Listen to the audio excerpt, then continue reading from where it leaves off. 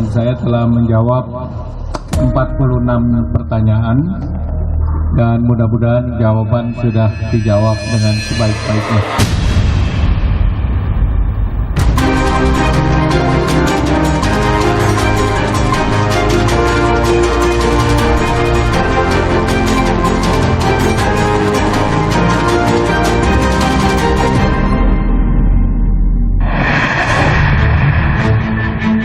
Menko Bidang Perekonomian Erlangga Hartarto diperiksa Kejaksaan Agung sebagai saksi kasus korupsi minyak goreng.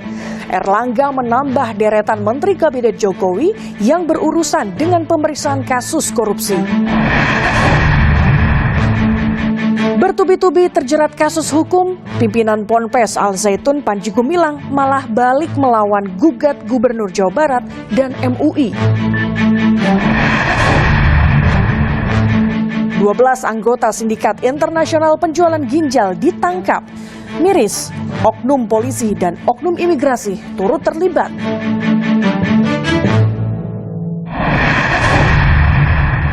Halo saudara, bagaimana kabar Anda? Semoga Anda selalu sehat. Selama 30 menit ke depan, kami akan menghadirkan informasi penting dan menarik lainnya. Bersama saya, Gracia Adur, inilah laporan khusus selengkapnya. Saudara Menteri Koordinator Bidang Perekonomian Erlangga Hartarto diperiksa Kejaksaan Agung sebagai saksi kasus dugaan korupsi minyak goreng. Erlangga menambah deretan Menteri Kabinet Jokowi yang berurusan dengan pemeriksaan kasus korupsi. Sementara itu Kejaksaan Agung terus mendalami kasus korupsi proyek menara BTS 4G Kominfo. Apa saja persiapannya apa aja, Pak? Apa saja persiapannya, Pak? Menko Perekonomian Erlangga Hartarto diperiksa sebagai saksi atas kasus korupsi izin ekspor minyak sawit mentah dan produk turunannya termasuk minyak goreng. Erlangga diperiksa selama 12 jam dan dicecar 46 pertanyaan oleh penyidik Kejaksaan Agung terkait kebijakannya sebagai Menko Perekonomian. Saya hari ini hadir untuk menjawab pertanyaan-pertanyaan yang tadi disampaikan dan saya telah menjawab 46 pertanyaan dan mudah-mudahan jawaban sudah dijawab dengan sebaik-baiknya. Hal-hal lain tentunya nanti penyidik yang akan menyampaikan atau menjelaskan. Terima kasih. Wassalamualaikum warahmatullahi wabarakatuh. Kejaksaan Agung memeriksa Erlangga sebagai saksi untuk 3 korporasi yang telah ditetapkan sebagai tersangka. Kami memandang perlu untuk memeriksa Bapak Erlangga dalam kapasitas beliau selaku Menteri Menko Perekonomian, khususnya terkait tugas dan tanggung jawab beliau dalam rangka mengatasi kelangkaan minyak goreng. Sebagaimana kita ketahui, dalam proses penanganannya, ternyata belakangan kita ketahui telah menimbulkan kerugian keuangan negara. Sebelumnya, Mahkamah Agung sudah menetapkan putusan tetap atau inkrah vonis terhadap 5 orang terpidana, yakni Indra Sari Wisnuwardana, mantan Dirjen Perdagangan Luar Negeri Kemendak yang divonis hukuman 8 tahun penjara. Lalu, pihak swasta yang diperbantukan Kemendak untuk ekspor minyak goreng, Lin Chewei, divonis 7 tahun penjara. Serta 3 terpidana pihak swasta Komisaris PT Wilmar Nabati Indonesia, Master Parulian Tumanggor, General Manager PT Musimas, Pierre Togar Sitanggang, dan Senior Manager Corporate Affair PT Victorindo Alam Lestari, Stan Lima. Pada 15 Juni 2023, Kejagung telah menetapkan 3 perusahaan, yakni Wilmar Group, Permata Hijau Group, dan Musimas terbuka sebagai tersangka tindak pidana korupsi minyak goreng dengan total kerugian negara mencapai 6,47 triliun rupiah.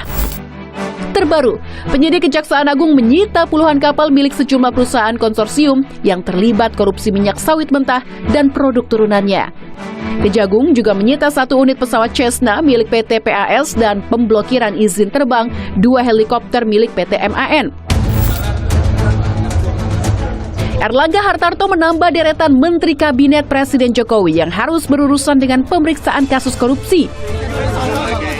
Juni lalu, Menteri Pertanian Syahrul Yassin Limpo juga diperiksa KPK sebagai saksi kasus dugaan korupsi penerimaan upeti di Kementerian Pertanian 2019 hingga 2023. Tak luput dari sorotan, baru 4 bulan menjabat, Menteri Pemuda dan Olahraga Dito Aryo Tejo juga terseret kasus dugaan korupsi proyek infrastruktur Base Transceiver Station atau BTS 4G Bakti Kominfo yang merugikan negara 8 triliun rupiah. Pasalnya, dalam dakwaan Direktur Bakti Kominfo Irwan Hermawan, Menpora Dito Aryo Tejo disebut menerima 27 miliar rupiah untuk mengamankan kasus korupsi BTS 4G di tingkat penyelidikan. Dito juga tengah jadi sorotan lantaran laporan harta kekayaan atau LHKPN-nya didominasi hadiah bernilai fantastis. Dikutip dari Kompas.com, Dito mengaku sempat bingung saat mengisi LHKPN karena beberapa aset yang dimilikinya memang diberikan orang tua dan mertua. KPK menyebut akan mendalami LHKPN Menpora Dito Aryo Tejo dan Dito menyatakan siap diperiksa KPK untuk klarifikasi. Di sisi lain, sidang kasus korupsi BTS 4G Kominfo memasuki babak pembuktian. 4 pejabat Kominfo hadir sebagai saksi untuk 3 terdakwa, yakni ex-Menkominfo Johnny G. Plate, mantan Direktur Bakti Kominfo Anang Ahmad Latif, dan ex-tenaga ahli Human Development Universitas Indonesia Yohan Suryanto.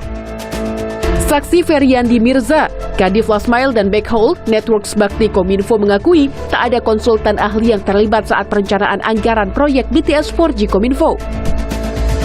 Itu perencanaan awal, kemudian penentuan anggaran seperti itu. Apakah itu melibatkan tenaga ahli? Iya, pada saat pengusulan awal yang sepanjang saya tahu belum melibatkan konsultan atau tenaga ahli. Segitu besarnya anggaran, kenapa tidak melibatkan ahli? Saya tidak tahu, Yang Mulia. Saudara tidak tahu? Tidak tahu. Ini anggaran tak sedikit, Pak. Bukan 10 miliar, bukan 10 juta, 10 miliar, 10 triliun. Sementara itu, Kejaksaan Agung terus mendalami kasus korupsi proyek Menara BTS Kominfo. Hingga saat ini, lebih dari 500 saksi telah diperiksa, termasuk penyelidikan dugaan tindak pidana pencucian uang dalam korupsi BTS Kominfo. Juni lalu, Kejaksaan Agung menggenapkan jumlah tersangka dalam kasus korupsi BTS Kominfo setelah menetapkan Direktur PT Basis Utama Prima Muhammad Yusrizki sebagai tersangka ke-8. Dalam dakwaan Johnny Plate, Yusrizki disebut kebagian 90 miliar rupiah korupsi BTS Kominfo setelah PT Basis Utama Prima ditunjuk jadi pemasok baterai dan panel surya. Di sisi lain, pemerintah memastikan proyek pembangunan Menara BTS Kominfo di daerah 3T tertinggal, terdepan, terluar di Indonesia tetap berlanjut meski terkendala kasus korupsi. Menkominfo baru pengganti Johnny Plate, Budi Aristiadi, bertemu Jaksa Agung ST Burhanuddin membahas percepatan proyek BTS 4G. Proyek BTS ini harus jalan terus, harus terwujud, karena ini menyangkut nasib rakyat. Apakah akan dilanjutkan oleh konsorsium? Nanti soal teknis kita perlu pendampingan dari Damdatul, Kejaksaan Agung, juga Damdatul akan didampingi. Semuanya akan direview, kontrak-kontrak dan lain-lain. Pokoknya soal hukum nanti ke Kejaksaan Agung. Kita pokoknya urusannya teknis. Silih berganti, Menteri Kabinet Presiden Jokowi terseret kasus korupsi. Beberapa hanya berstatus saksi, namun tak sedikit yang berakhir di balik jeruji. Pada penghujung tahun 2020, KPK menetapkan mantan Menteri Sosial Juliari Batubara sebagai tersangka korupsi bansos pandemi COVID-19. Politisi PDIP itu divonis 12 tahun setelah terbukti menerima suap 32,4 miliar rupiah dari pemenang tender pengadaan bansos COVID-19 di Kementerian Sosial. Mantan Menteri Kelautan dan Perikanan Edi Prabowo juga jadi tersangka pada November 2020 lalu atas kasus izin ekspor benih lobster. Edi Prabowo divonis 5 tahun dan denda 400 juta rupiah karena menerima suap 25,7 miliar rupiah.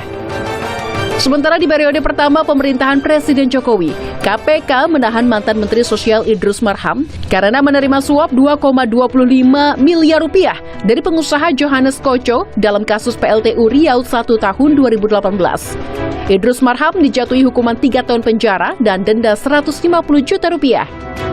Sedangkan mantan Menteri Pemuda dan Olahraga Imam Nahrawi tersandung kasus penyaluran dana hibah Komite Olahraga Nasional Indonesia di tahun 2019. Imam Nahrawi terbukti menerima suap sebesar 11,5 miliar rupiah dan divonis 7 tahun dan denda 400 juta rupiah.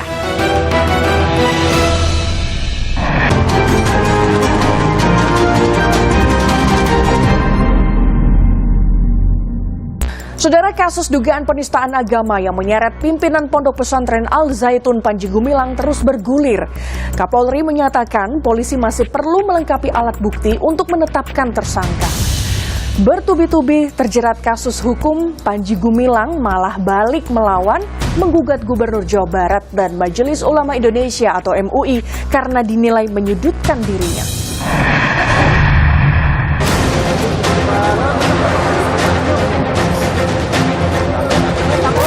Kasus dugaan penistaan agama yang menyeret pimpinan Pondok Pesantren Al Zaitun Panji Gumilang terus bergulir. Meski status perkara telah naik ke tahap penyidikan sejak 3 Juli lalu, namun polisi tak kunjung tetapkan tersangka. Kapolri Jenderal Listio Sigit Prabowo menyatakan, polisi masih perlu melengkapi alat bukti untuk menetapkan tersangka kasus dugaan penistaan agama di Pondok Pesantren Al Zaitun. Melengkapi alat bukti untuk kepentingan pemberkasan sehingga kasusnya tersebut bisa dinyatakan lengkap, itu kan butuh kecermatan, bukan masalah kecepatan. Tapi yang jelas semuanya berjalan.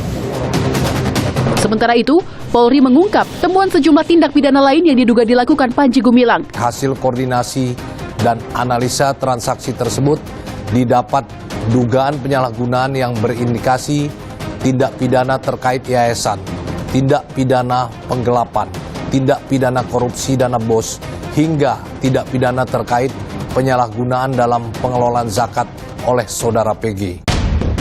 3 saksi yang mengetahui proses penyaluran dana telah diperiksa polisi. Penyidik Polri juga berkoordinasi dengan 3 pejabat Kementerian Agama dan instansi terkait dugaan penyalahgunaan dana BOS dan zakat. Panji Gumilang menggugat Gubernur Jawa Barat Ridwan Kamil ke Pengadilan Jawa Barat pekan lalu. Penasihat hukum Panji Gumilang, Hendra Effendi, mengatakan Ridwan Kamil telah menyudutkan kliennya. Apa yang disampaikan dalam beberapa kesempatan oleh Pak RK ini cenderung arahnya kepada memframing ya gugatannya dalam proses. Namun tentang gugatannya itu belum bisa kita sampaikan karena prosesnya belum selesai. Ridwan Kamil santai merespon gugatan Panji Gumilang. Ridwan Kamil menyebut pernyataannya terkait Panji Gumilang dan Ponpes Al Zaitun sudah sesuai prosedur. Tidak ada masalah dalam hidup, semua urusan ada konsekuensi hukum. Yang penting kita selalu berdasar pada asas dan aspek hukum. Sudah sering saya seperti itu.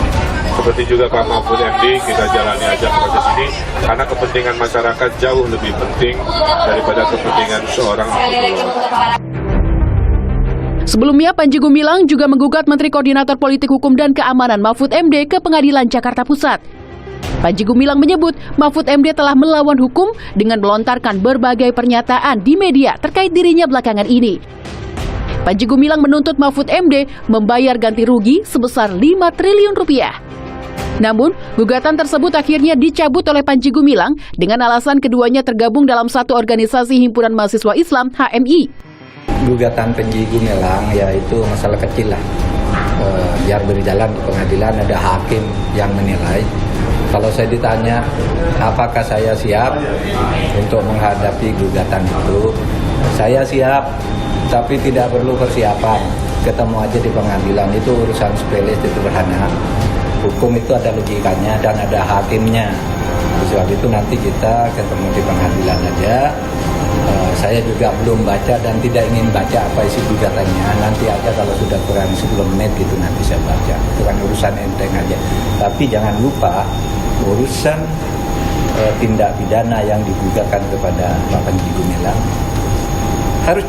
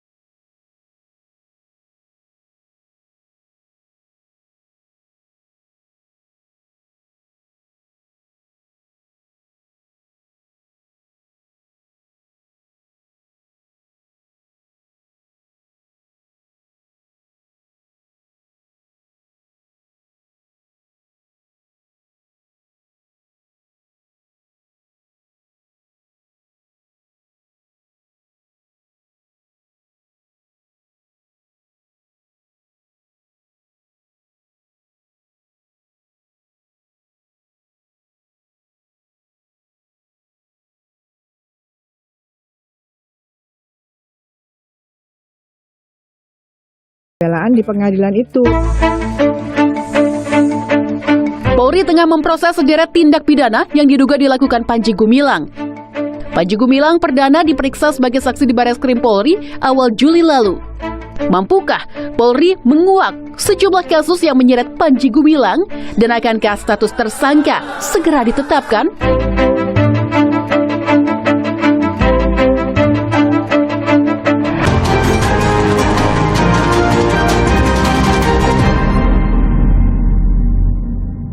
Saudara, 12 anggota Sindikat Internasional Penjualan Ginjal ditangkap. Polisi menyebut Sindikat Internasional Penjualan Ginjal telah beroperasi lama dan bukan satu-satunya di Indonesia. Mirisnya, oknum polisi dan oknum imigrasi turut terlibat kasus jual beli ginjal di Kamboja itu.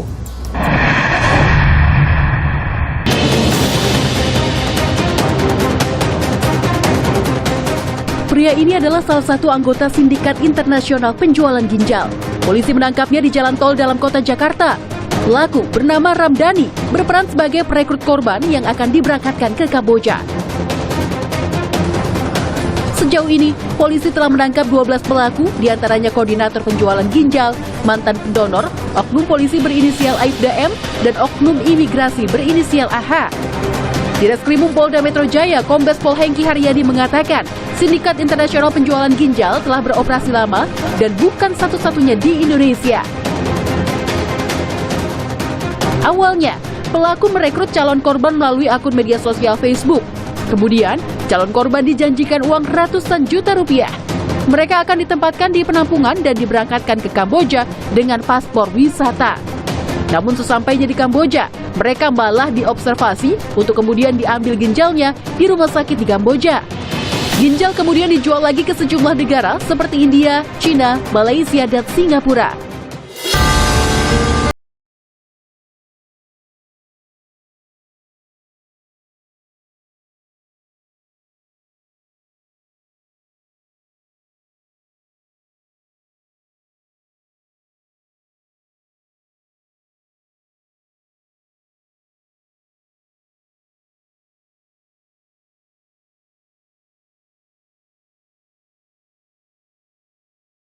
Grab bahwa ada seorang anggota kepolisian yang bisa membantu.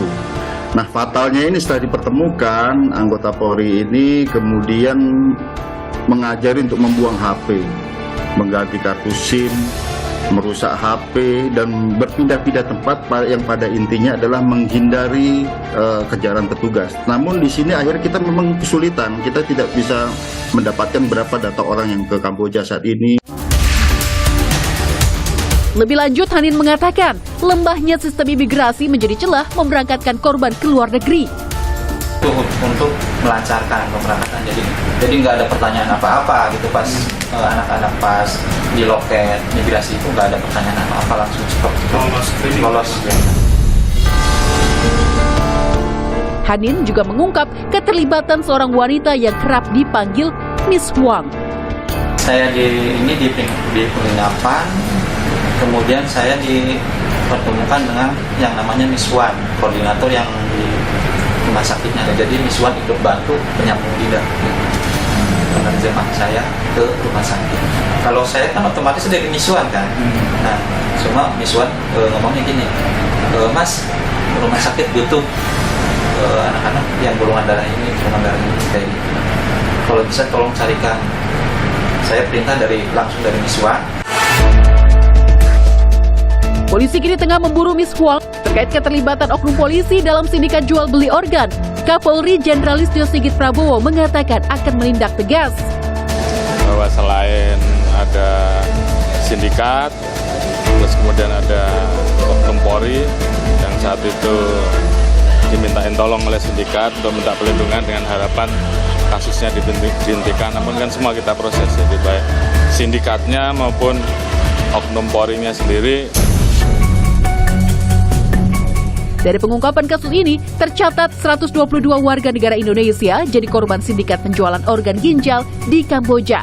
Kementerian Sosial mengungkap persoalan kemiskinan menjadi pemicunya. Utamanya memang karena permasalahan ekonomi dan ujung-ujungnya ya memang karena kemiskinan. Dari total tadi yang disampaikan, yang sudah kami eksekusi, kami lakukan penanganan di balai maupun sentra kami yang ada di seluruh Indonesia. Informasi tadi sekaligus menutup perjumpaan kita. Tetap pantau terus informasi pemilu 2024 hanya di Kompas TV Independen Terpercaya. Saya Gracia Adur, pamit undur diri. Sampai jumpa.